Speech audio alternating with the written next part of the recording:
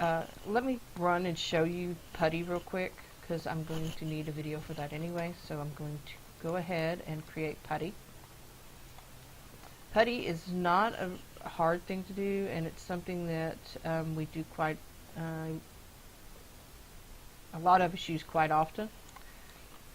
What we're going to do is we're going to create a selection box that is 5 by 5 by 5. You're going to hit the heal tool on it. Okay. You are going to take your line tool, not your line tool, selection tool. You're going to take your selection tool, and you're going to select the center of one side, holding your left click down and dragging it all the way to the center of the opposite side. So you have this line going right through the middle.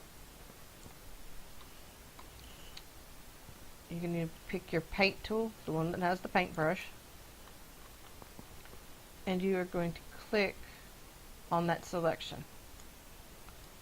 What that does is paint that whole entire line right through the middle, and it paints the healed cube spaces that are in the center right there. Pre-generated cube spaces. Pre-generated cube spaces have no data on them. They have no shape, they have no color.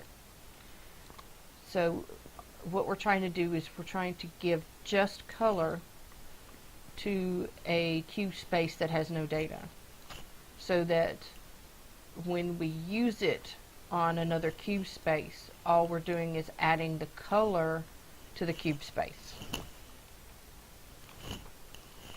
Now when we use Putty, all we're doing is coloring the cube, that space that's already there.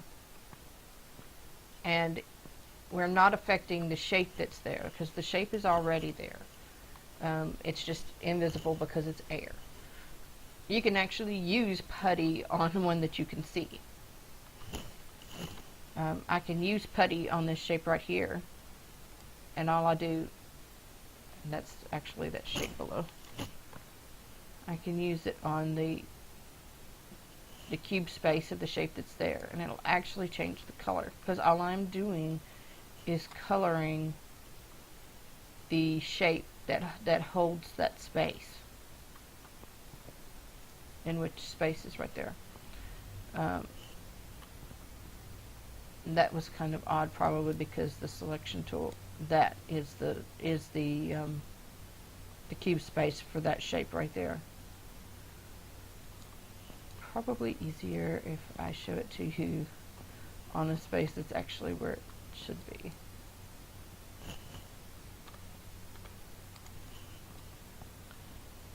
So I'm going to hold shift and take out that middle one again. And let's see if I can find a shape that's actually where it should be in a color. Well, let's do it this way. Let me drop down a prime, dark colored. That's a dark color prime. And your paintbrush already does this. Your paintbrush already paints something that's already, that you can already see.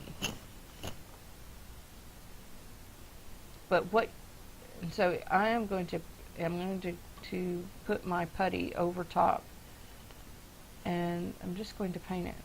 It won't change its shape, it just changes its color.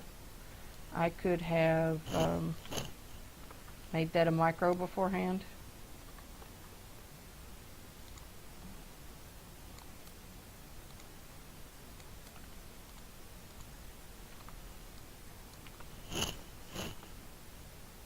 And put Putty on it. See? Doesn't change the shape at all, just changes your color.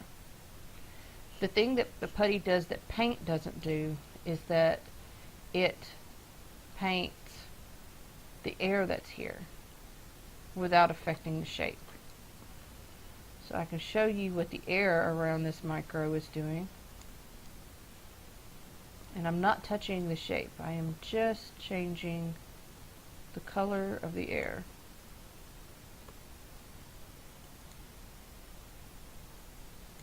So you can visually see the shapes that the air is already making. That is already in the air. That these shapes were made by microing that prime. When we made that one into a doxel, it caused these other shapes to move, to push in.